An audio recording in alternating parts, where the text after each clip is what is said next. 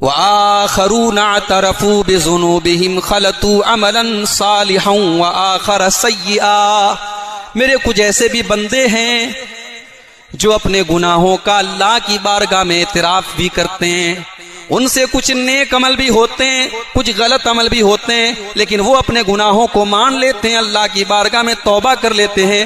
عسى اللہ ان یتوب علیہم، ایسے لوگوں کے بارے میں یہی یقین ہے کہ اللہ ان کو معاف کر دے گا۔ حضرت عنب بن قیس کہتے ہیں اے اللہ میں نے اپنے آپ کو پا لیا۔ تابعی ہیں، بہت بڑے جلیل القدر تابعی ہیں۔ اس آیت پر پہنچے، سورہ توبہ کی آیت نمبر 107 پر پہنچے، کہا کہ اللہ میں نے اپنے آپ کو پا لیا۔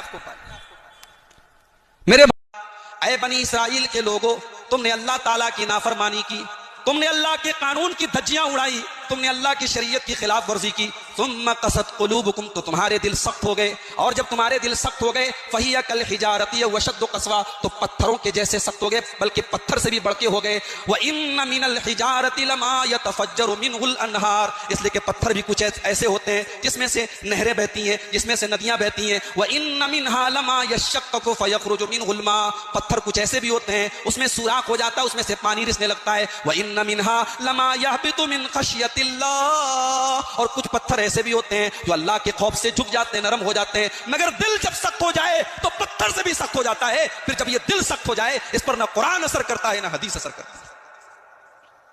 ہمارے دل سخت ہو گئے میرے پیارے بھائیوں، دلوں کا مالک اللہ ہے، ایک دوسرے کے دلوں میں جھانکنے کی کوشش نہ کرو، ایک دوسرے کے دلوں کا فیصلہ نہ کرو، آپس کے اختلافات کو ختم کرو، آپس میں متحد ہو جاؤ، آپس میں ایک ہو جاؤ۔ اور ہمارے وہ بھائی جو آج ہم سے بدگمان ہیں، ہمارے منہج اور مسلک سے بدگمان ہیں، ہم ان کو بھی دعوت دیتے ہیں، آ جاؤ، یہ اہل حدیث کا اسٹیج ہے، یہاں سے آپ کو کسی بزرگ کی طرف نہیں بلایا جائے گا، اس اسٹیج سے آپ کو قرآن و حدیث کی طرف بلایا جائے گا۔ اس اسٹیج پر آپ کو بحبل اللہ جميعا، اللہ کی رسی کو مل کر کے تھام لو، بس یہی پیغام آپ کو دیا جائے گا۔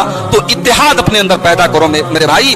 اختلاف اور تفرقہ یہ بہت بڑا فتنہ ہے، بلکہ عذاب ہے اللہ کا۔ اختلاف اللہ تعالیٰ کا عذاب ہے۔ اللہ نے فرمایا قرآن میں قل هو القادر على ان يبعث عليكم عذابا من فوقكم او من تحت ارجلكم، میرے بندو اللہ تعالیٰ کبھی آسمان سے تمہارے اوپر عذاب نازل کرتا ہے، کبھی زمین سے۔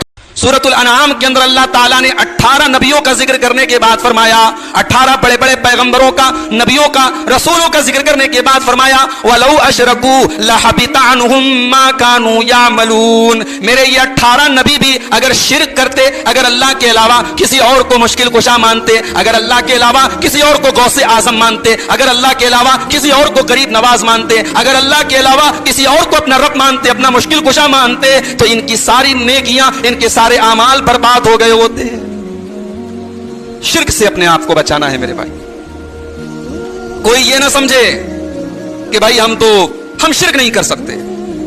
بھائی ابراہیم جیسا پیغمبر اللہ سے دعا کر رہا ہے وَجُنُبْنِي وَبَنِيَّ أَن نَّعْبُدَ الْأَصْنَامَ، پروردگار تو مجھے اور میرے بچوں کو شرک سے بچانا۔